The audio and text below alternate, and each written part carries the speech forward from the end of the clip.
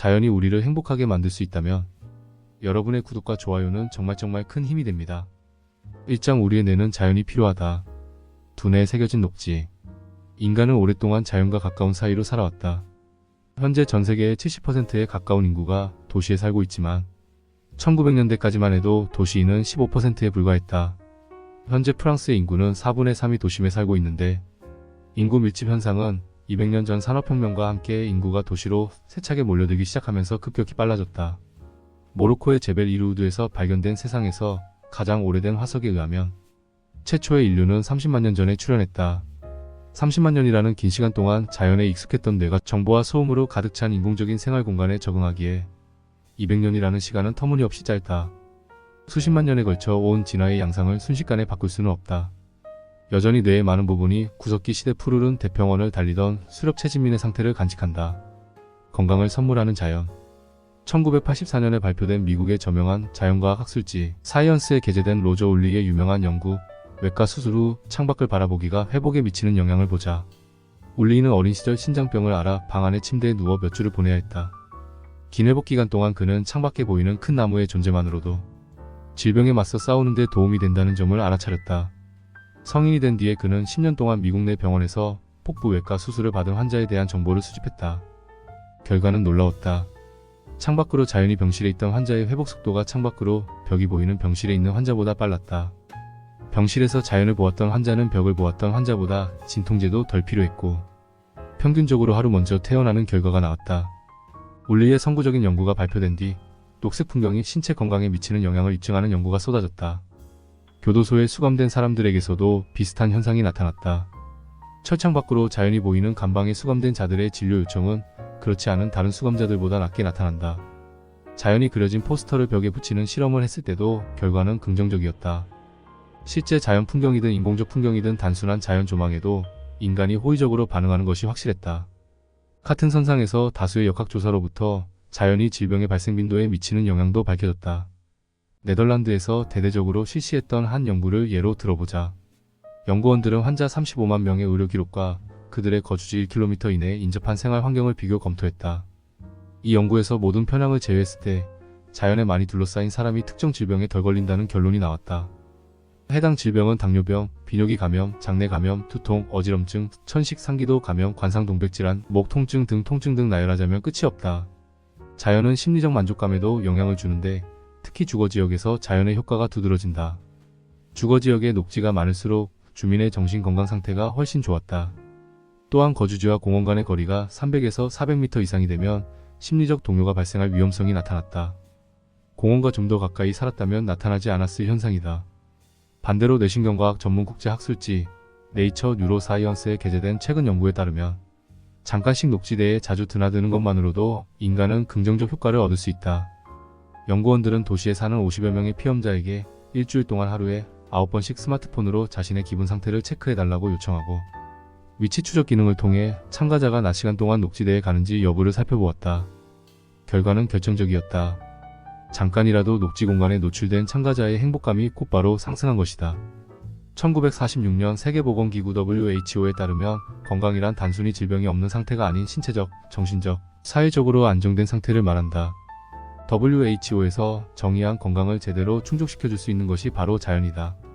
잠시나마 자연에 접촉함으로써 인간은 신체 기능의 재활성화와 같은 신체적 혜택, 창의성과 집중력 향상과 같은 인지적 혜택, 정신적 고통과 불안에서 해방되고 기쁨이 증진되거나 우울증이 경감되는 심리적 혜택을 누릴 수 있다. 이것은 2019년 전 세계 26명의 과학자가 공동으로 집필하여 사이언스에 게재했던 논문에서 내린 결론 중 하나이기도 하다. 과학자들은 인간이 자연을 직접 경험할 때 이로움이 가장 커진다고 한 목소리를 낸다. 말 그대로 자연과 물리적으로 접촉할 때 효과는 증폭되었다. 직접적으로 접촉하는 가장 좋은 방법은 몸소 자연 속에 푹 빠지는 것이다. 삼림욕하기, 바다와 마주하기, 물 위에 떠있기, 아침에 솟아오르는 태양의 햇빛 바라보기 등 오감을 자극하는 다양한 경험이다. 2장 숲속의 장기다.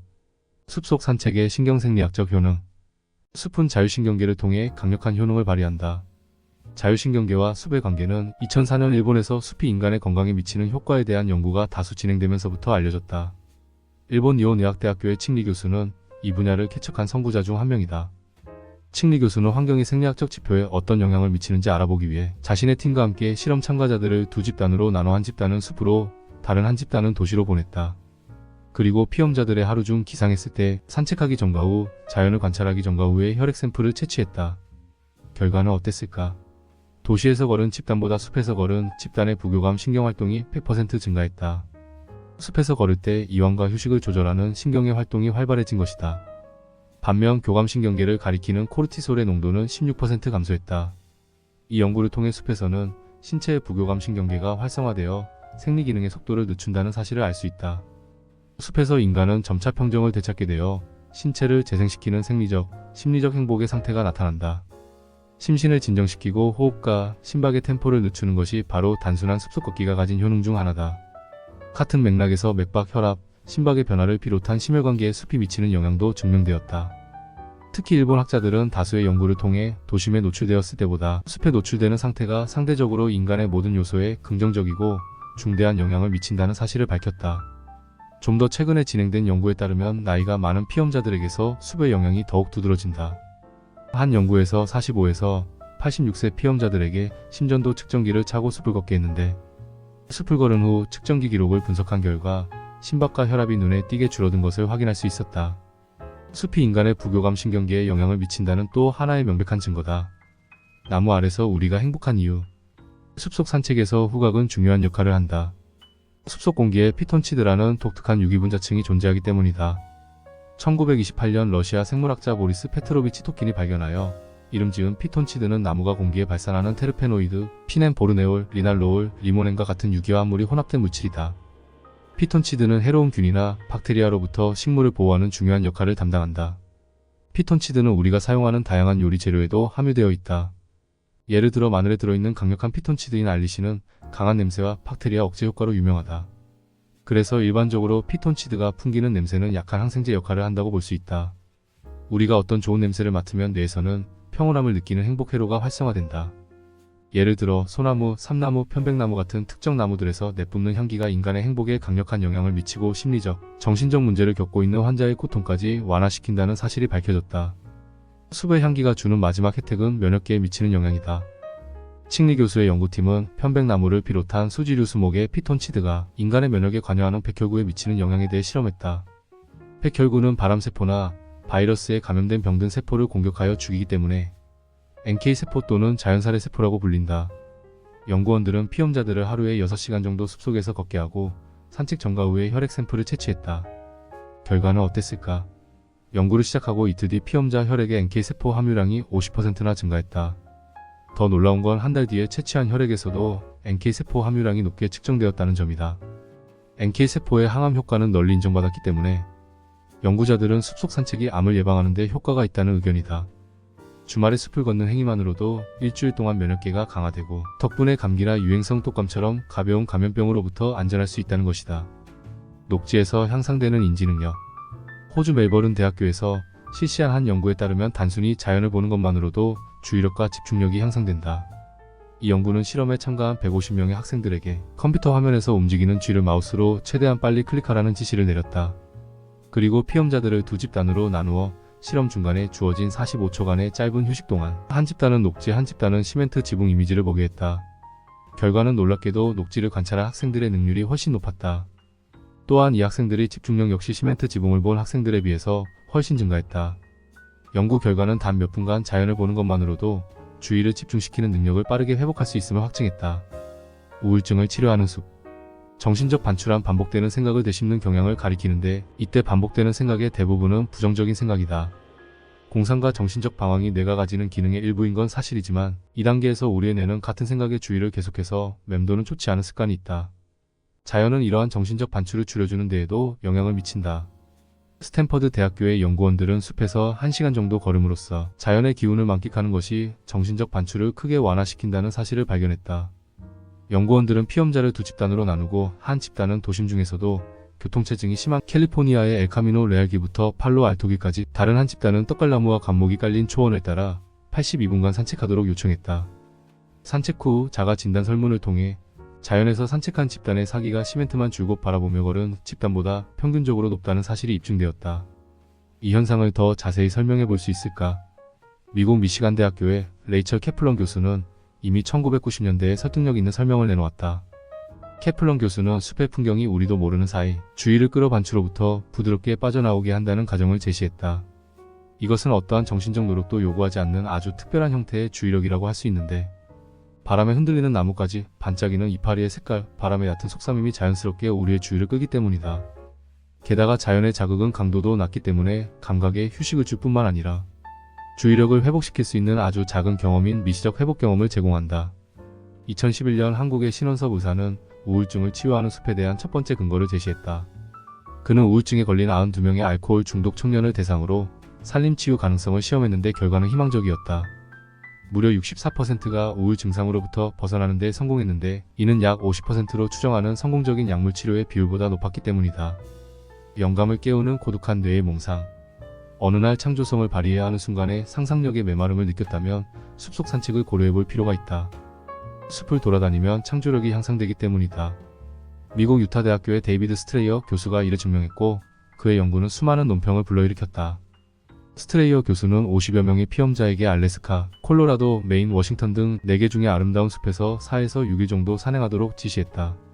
그들은 모든 형태의 현대적 기술의 도움 없이 숲의 한가운데서도 완전히 고립된 상태로 산행해야 했는데, 걷기가 창조력에 미치는 영향을 보다 정확하게 측정하기 위해 책도 소지하지 못하게 했다. 그러는 동시에 머릿속에 떠오르는 둥근 물체 이름 대기 등 같은 주관식 문제에 최대한 많이 답변하도록 유도했고, 5분 안에 기하학 무늬를 최대한 많이 그리기, 복잡한 수수께끼 문제 풀기 등 다양한 테스트를 통해 산행의 영향력을 측정했다. 또한 적응 효과를 피하기 위해 참가자를 두 집단으로 나눠 한 집단은 산행 전에, 다른 한 집단은 산행 후에 테스트를 거쳤다. 결과는 놀라웠다. 단 며칠간 산행을 한 것만으로도 참가자의 점수가 전보다 50% 향상된 것이다. 음악가, 작가, 철학자, 과학자 모두 숲속 산책이 영감을 깨우는 이 과정을 잘 알고 있다. 이들 중에는 일상적으로 산책을 마친 후 작업에 돌입하는 사람들이 많기 때문이다. 삼장바다와 마주하다. 눈앞에 끝없는 바다가 펼쳐져 있다고 상상해보자. 바다가 이토록 아늑하고 편안하게 느껴지는 이유는 무엇일까? 인간은 단순히 파란색을 보는 것만으로도 측정 가능한 생리학적 효과가 나타난다는 사실이 실험을 통해 밝혀졌다. 파란색이 무한히 펼쳐진 바다를 바라봄으로써 땀샘 작용이 감소하면 피부의 정기적 특성에 작은 변화가 생기는데, 정확히 말하자면 피부의 저항력이 높아진다고 할 수 있다. 연구자들은 우리가 파란색을 볼 때 혈압이 낮아지고 호흡 속도나 심박이 느려지는 현상도 확인했다. 도시 안에서 편도체는 우리도 모르는 사이에 끊임없이 자극을 받는다. 독일 하이델베르크 대학교와 캐나다 맥길 대학교의 연구원들은 이러한 스트레스를 재현하기 위해 피험자에게, 아니 다른 사람들은 계산을 다 잘하는데 왜 당신만 못하는 거죠? 진짜 수학을 못하시나 봐요라고 지적하는 경멸적인 언사에 노출시켰다. 그런데 연구원들의 공격에 대한 피험자들의 뇌의 반응은 농촌에 사는 피험자에 비해 도시에 사는 피험자의 편도체가 과도하게 스트레스를 받고 활성화된 것이다. 단지 도시에 살았다는 이유만으로 편도체는 치료할 수 없을 정도로 손상되기도 한다. 어릴 때 몇 년간 도시에서 살다가 농촌으로 이사한 사람에게서도 같은 현상이 발견된다. 그들이 농촌으로 이사한 후에도 편도체는 오랫동안 아주 작은 스트레스에도 경보를 울렸다. 특히 도시의 거주자들의 정서장애 발병 위험은 39%, 불안장애가 21% 증가한 것으로 나타났다. 반대로 바다를 바라볼 때 경계 상태가 활성화되지 않기 때문에 편도체가 평온을 되찾고 쉴 수 있다. 바다 앞에서 뇌는 무의식적으로 어떠한 위협도 없음을 알아차리고 휴식을 취하기 시작한다. 이처럼 편도체를 완전히 종료해주는 시간이 스트레스가 주는 해로움을 상쇄시킬 가능성이 높다. 지난 몇 세기 동안 인간에게 바다는 재앙의 온상이자 두려움을 일으키는 악의적인 세계였다. 그러나 18세기부터 바다에 대한 관점이 긍정적으로 변하기 시작했는데, 그 이유는 바다가 인간에게 상상 이상의 혜택을 가져다 준다는 사실이 널리 퍼졌기 때문이다. 18세기 이후 바닷가는 도시민의 우울증을 치료하거나 은퇴 이후의 휴식처 혹은 회복의 장소로 탈바꿈했다. 의사들이 환자들에게 바닷가에 자리 잡은 특수진료소에서 온천 치료를 받으라고 권하기 시작한 것도 그 즈음이다. 바닷가에 세워진 특수진료소에서는 천식, 신진대사장애, 관절통, 류머티즘, 자골신경통 등 서로 연관이 없는 질환을 폭넓게 다뤘다. 오늘날까지도 바다가 주는 치유의 효험은 밀양원소, 미생물, 해초, 바닷물의 염분과 같은 바다를 이루는 요소들의 양리학적 특성 덕분에 널리 알려졌다. 현재 40여 개의 해양 혼합물이 진통제, 항생제, 항암 효과가 있는 분자 개발을 위한 임상실험의 대상이 되었다. 10여 개의 분자는 이미 상용 의약품으로 개발되기도 했다. 최근 연구에서 밝혀진 놀라운 사실은 바다가 인간의 정신에도 좋은 영향을 준다는 것이다. 뉴질랜드 웰링턴시의 거주민을 대상으로 한 연구에서 바다가 보이는 집에 사는 사람들이 통계적으로 심리적인 질환을 덜 겪는다는 사실이 밝혀졌다. 2016년부터 2020년까지 시행된 블루헬스 프로젝트는 강, 호수, 바다와 같은 파란색의 자연환경이 인간의 건강에 끼치는 긍정적인 영향을 특정하고 정량화하기 위해 18개 나라에서 1만 8천 명의 정신건강을 연구했던 프로젝트다. 블루헬스 프로젝트는 주로 심리적인 질환을 앓는 피험자의 진료 기록과 치료받은 자료 내역을 수집하여 분석했는데, 바닷가에 거주하는 피험자의 치료 횟수가 주변의 녹지 존재 여부에 상관없이 도심에 사는 피험자들에 비해 현저히 낮았다. 바다와 근접한 곳에서 사는 것이 정신건강에 이롭다는 사실이 분명해졌다. 사장 새벽의 여명을 맞이하다. 하루 중 마음이 가장 맑아지는 순간을 꼽으라면 하늘마저 온통 푸르게 변하는 새벽을 말할 것이다. 프랑스인들은 새벽이 오기 전 완벽한 정적 속에서 태양이 수평선 바로 아래에 떠있는 이 순간을 깨와 늑대의 시간이라고도 부른다. 새벽의 여명이 주는 독특한 아름다움에 푹 빠진 한 도시인이 있으니 프랑스 사회학자 레미 우드길이다. 우드길이는 아침에 떠오르는 햇살을 감상하기 위해 매일 오전 5시에 일어난다.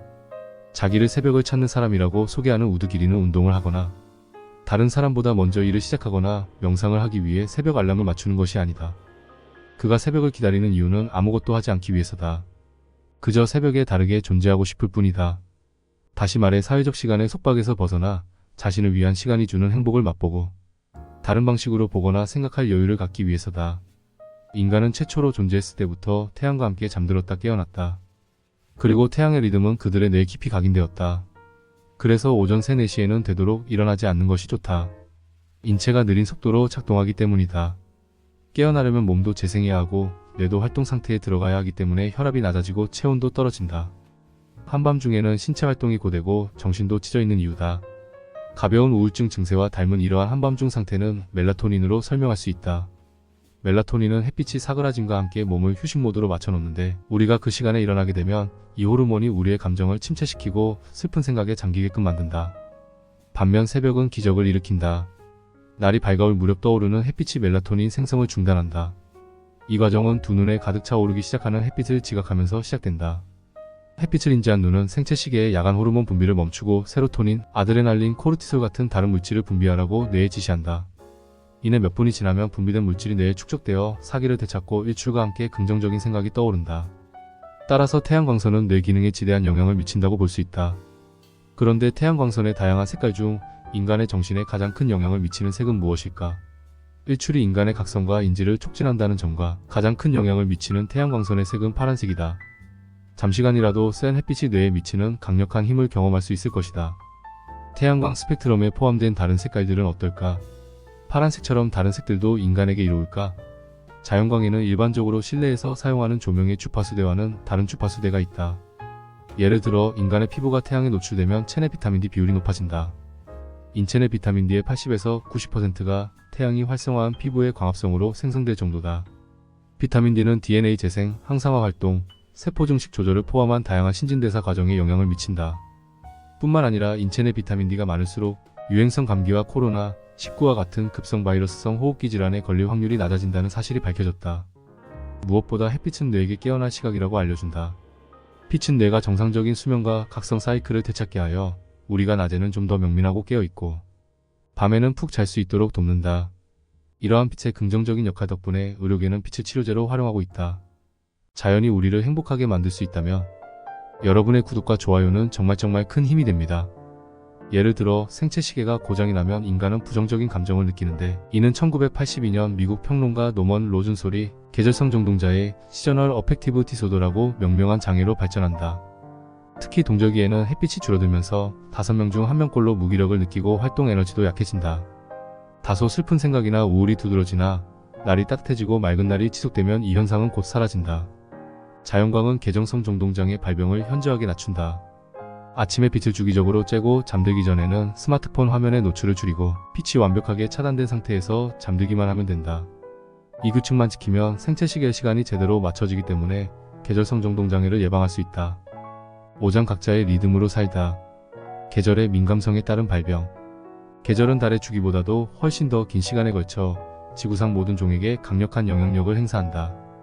계절의 리듬은 수많은 환경 요인 중에서도 기온, 일조량, 강우량을 만들어낸다. 동물은 계절을 수동적으로 받아들이는 대신 자기에게 유리하도록 이용한다.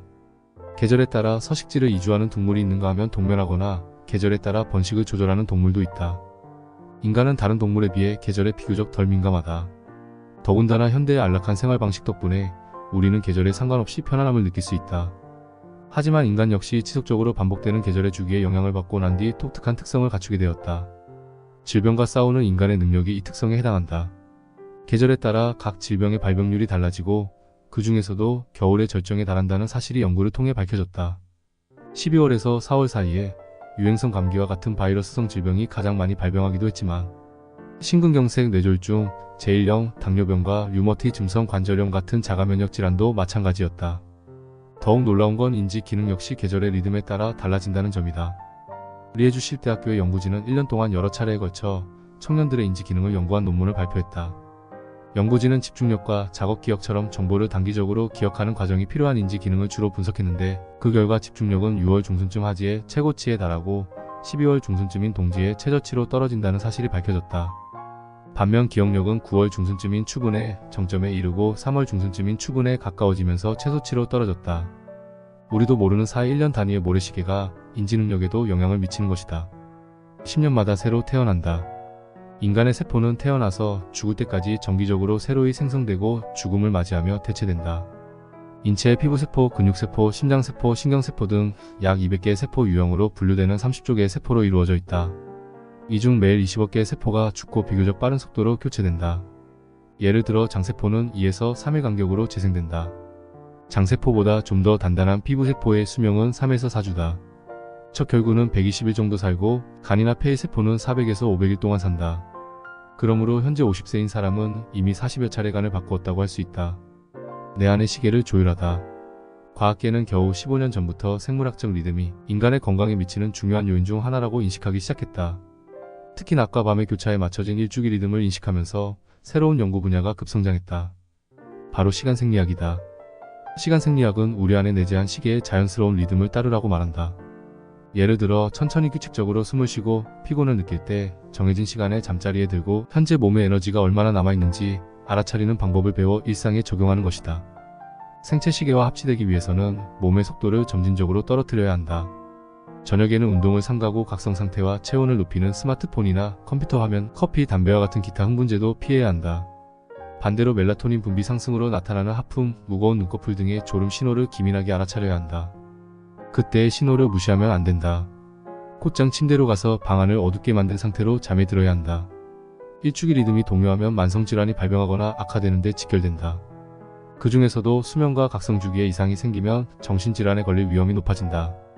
이는 25년에 걸쳐 8,000명을 대상으로 한 연구로부터 밝혀진 사실이다.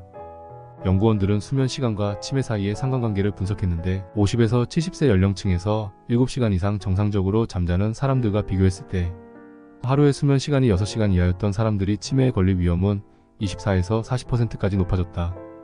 일주기 리듬에 따른 행동은 약을 복용할 때도 유용하다고 알려져 있다.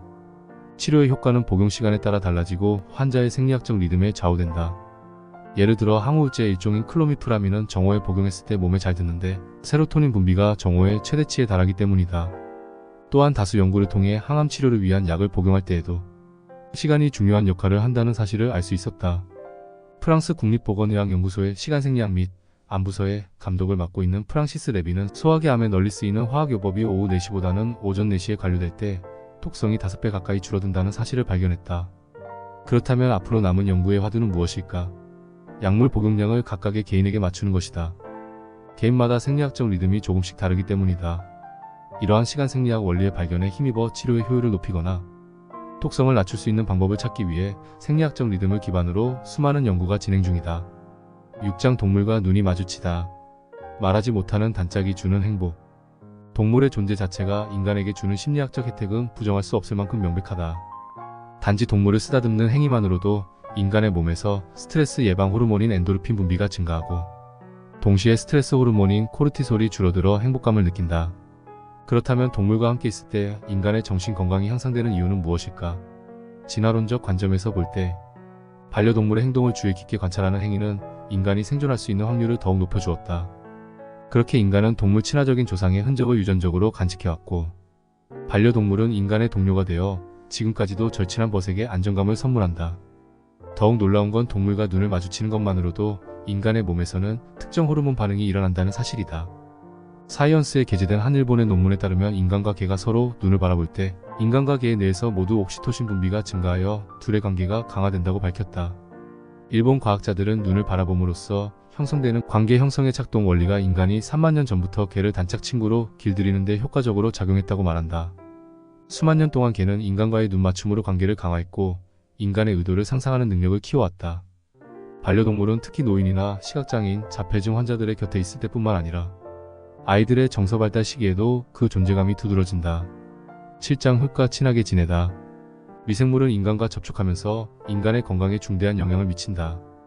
특히 아이들은 자연과 접촉하면서 다양한 미생물과 유익한 관계가 형성되는데 여기에서 박테리아가 중요한 역할을 담당한다.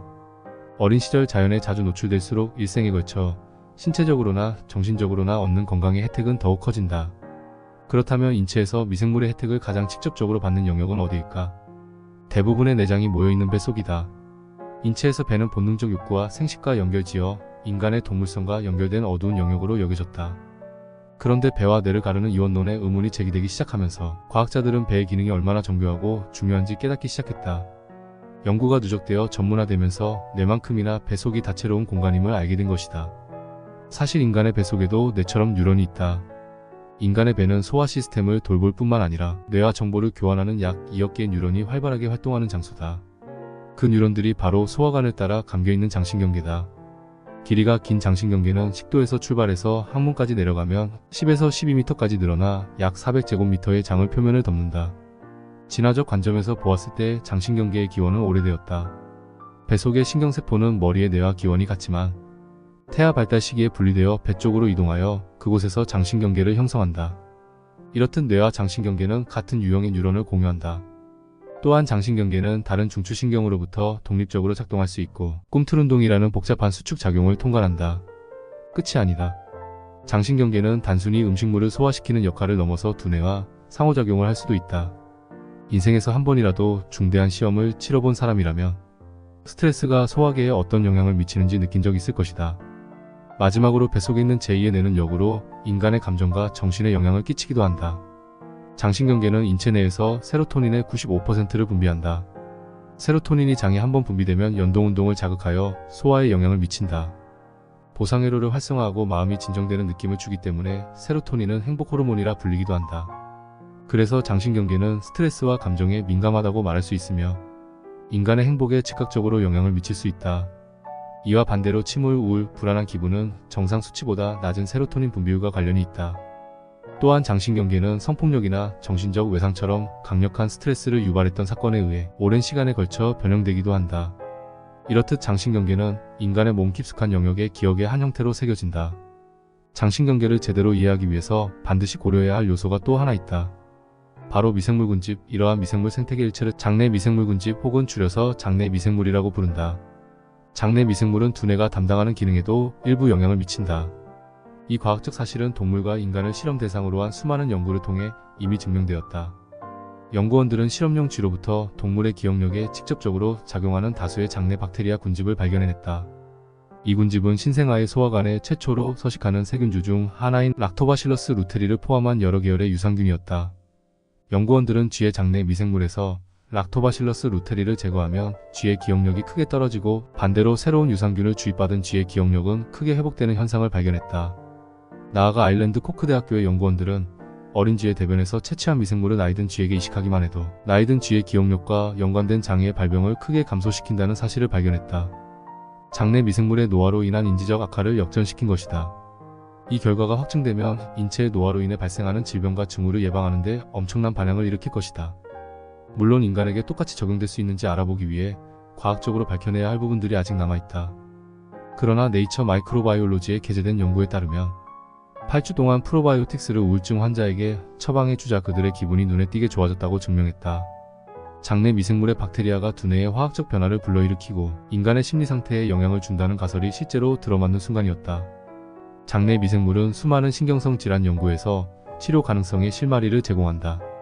장내 미생물을 활용한 치료는 약물 치료와는 반대로 장내 생태계를 이용하기 때문에 환자가 질병에 보다 강력하게 저항할 수 있는 환경을 조성한다.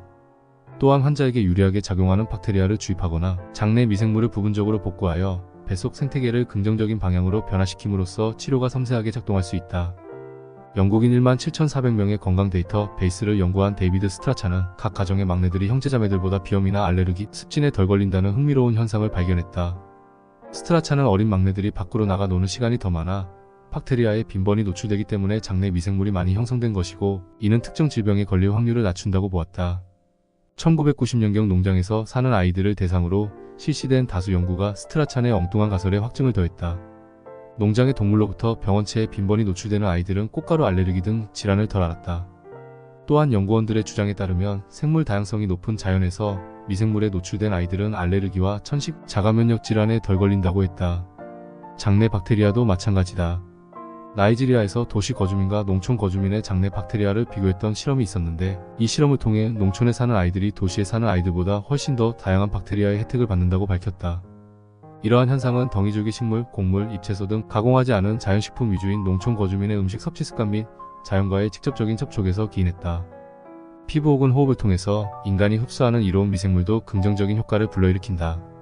실제로 영국 브리스톨 대학교 교수 크리스토퍼 라우리와 그가 이끄는 팀이 실시했던 연구에 따르면 땅에 자연적으로 널리 퍼져 있는 마이코박테리움 베케이라는 박테리아가 체내에 많이 유입될수록 뇌에서 항우울 효과가 있는 호르몬인 세로토닌의 분비가 증가하니 흙놀이를 하다 손이 더러워져도 겁낼 필요가 없다. 아이들이 야외로 나가 놀면서 흙과 모래를 손으로 만지고 나무에 기어 올라가도록 그냥 내버려 두자. 손과 혀와 얼굴을 통해 자연을 맛보고 직접 느끼면서 평생 동안 균형 잡힌 장내 미생물을 키워나갈 수 있다. 아이들이 가끔 흙으로 옷을 잔뜩 더럽히기를 진심으로 바란다. 자연이 신체와 뇌에 주는 최고의 선물이니까. 팔장산의 고요함에 귀 기울이다. 아무리 드높은 산이라도 완벽한 무음의 상태가 아니다. 산의 배경을 만드는 자연 발생 소리를 지오폰이, 자연이나 생물에서 발생하는 소리를 이르는 말이라고 부르는데, 이는 주로 바람이 만들어낸다. 인간이 듣는 소리는 바람이 바위 언덕에 가볍게 스치면서 내는 소리다. 이 소리는 음량 10dB 정도로 거의 들리듯 말 듯하다. 산도 사막처럼 노래를 만든다. 다만 주로 인간이 귀로 들을 수 있는 주파수 영역 밖의 소리여서 사실상 지각하기 어려운 미세한 숨결이라 말하는 게 낫겠다. 그러나 조금만 귀 기울여보면 간지리듯 들리는 산의 속삭임은 마치 산이 살아있는 것과 같은 느낌을 준다. 장기적으로 볼 때 소음이 지속되면 뇌는 지속적으로 스트레스 호르몬을 인체에 쏟아붓고 몸의 생리를 오랫동안 교란시킨다. 그렇게 되면 면역을 지키는 방어력이 약해지고 심혈관 질환에 걸리기 쉬운 몸 상태가 된다. 과도한 소음으로 인해 질병을 얻는 사람들도 있다. 다수의 국제 연구를 분석한 결과 거주지 주변이 소음이 60dB를 넘을 경우 심혈관 질환과 심근경색에 걸릴 위험이 높아진다는 사실이 밝혀졌다. WHO는 파리 거주민의 11%가 규정 기준보다 강도가 높은 소음에 노출된 환경에 처해 있으며 소음이 거주민의 수명을 여러 해 단축한다고 결론을 내린 바 있다. 톡성과 같은 도시의 소음을 해독시켜줄 치료제는 무엇일까? 짐작했겠지만 침묵이다.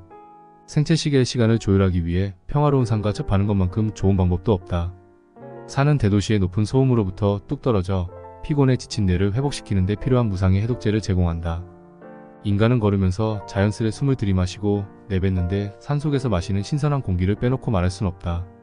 도시에 오염된 공기와는 달리 산의 공기는 비교적 온전하다고 볼 수 있는데, 산에 오를수록 질소산화물, 황산화물 등 소위 최초 오염 물질은 가볍게 넘겨도 되는 수준으로 줄어들기 때문이다. 산에 좋은 공기를 마시러 간다라는 말이 어느 때보다도 암시하는 바가 큰 요즘이다. 산속 공기는 적혈구 생성에도 도움이 된다. 고지대는 공기 중에 산소의 농도가 낮기 때문에 오히려 인간의 혈중 산소 농도는 올라가 인체에 최적화된 산소 포화도를 공급한다. 결과적으로 근육에도 원활한 산소 공급이 일어나 근육의 성능도 최고에 달한다. 국가대표 축구선수든 럭비 선수든 육상선수든 프로들은 고지대 훈련이 주는 혜택을 이미 몸소 알고 있다. 독일의 과학자들은 침묵이 해마의 신경세포 생성해주는 영향에 관심을 기울였다. 2013년 발표된 연구에 따르면 연구원들은 하루에 2시간씩 소리가 차단된 장소에 실험용 쥐를 데려다 놓았다. 실험 후 쥐의 뇌가 어떤 변화를 겪었는지 밝혀보니 결과는 놀라웠다.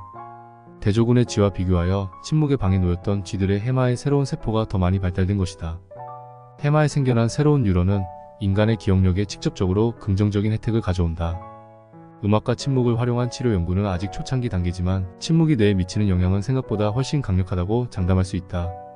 훗날 산의 침묵이 정신질환이나 신경질환을 치료하는 수단이 될 수 있지 않을까 기대한다. 결론: 자신으로부터 걸어 나오라. 과학을 통해 밝힐 수 있는 결과는 다음과 같다. 인간이 녹지에서 짤막한 휴식의 시간을 갖기만 한다면 신체적으로나 심리적으로 행복을 만드는 특정 뇌의 회로는 자극을 받을 것이다. 단지 몇 초나 몇 분이라 할지라도 자연이 주는 효과를 느끼기에 충분하다. 인간이 자연을 마주할 때 수많은 감정에 휩싸이는 이유는 무엇인가? 이를 설명하는 두 가지 이론이 있다. 첫 번째는 에드워드 윌슨이 제안한 바이오필리아 이론이다. 바이오필리아 이론은 인간의 뇌가 수백만 년 동안 자연과 조화를 이루며 진화했다고 가정한다.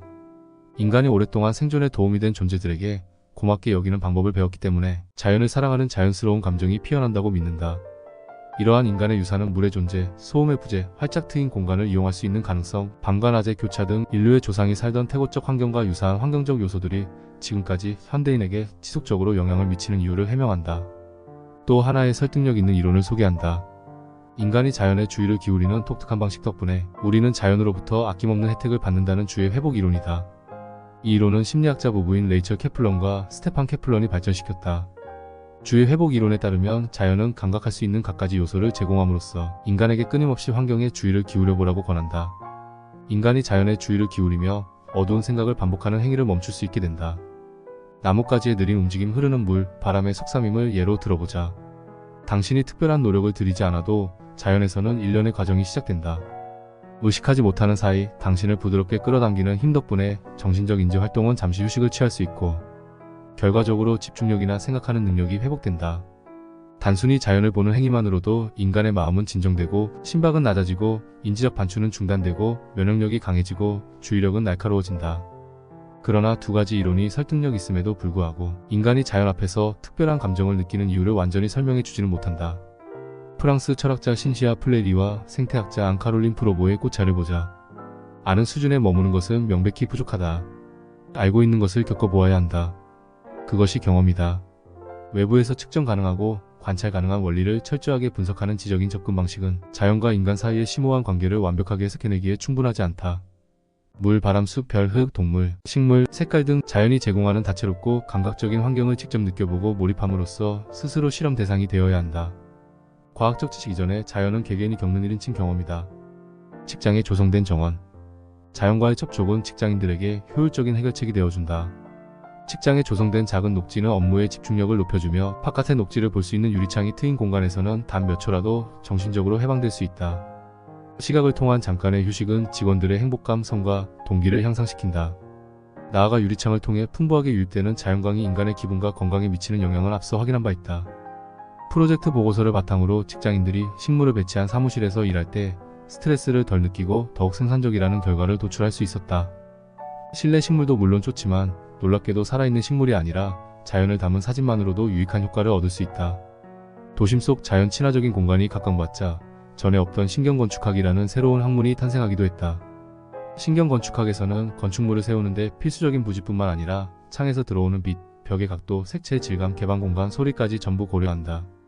인공적인 건축물 안에서 자연이 주는 편안함을 최대한 누릴 수 있도록 인간의 바이오필리아를 참고하는 학문이다. 학교에 조성된 정원. 도심 속 일터와 마찬가지로 현재 학교 환경 역시 자연의 부재로 인한 문제가 심각하다. 아이들의 바이오필리아는 어떻게 깨울 수 있을까? 첫 번째, 양육자는 아이가 어렸을 때부터 정기적으로 자연에 접할 수 있는 기회를 되도록 많이 마련해 주어야 한다. 자연에 직접적으로 접촉함으로써 형성되는 자연과의 일체감은 대부분 유년기에 형성되기 때문이다.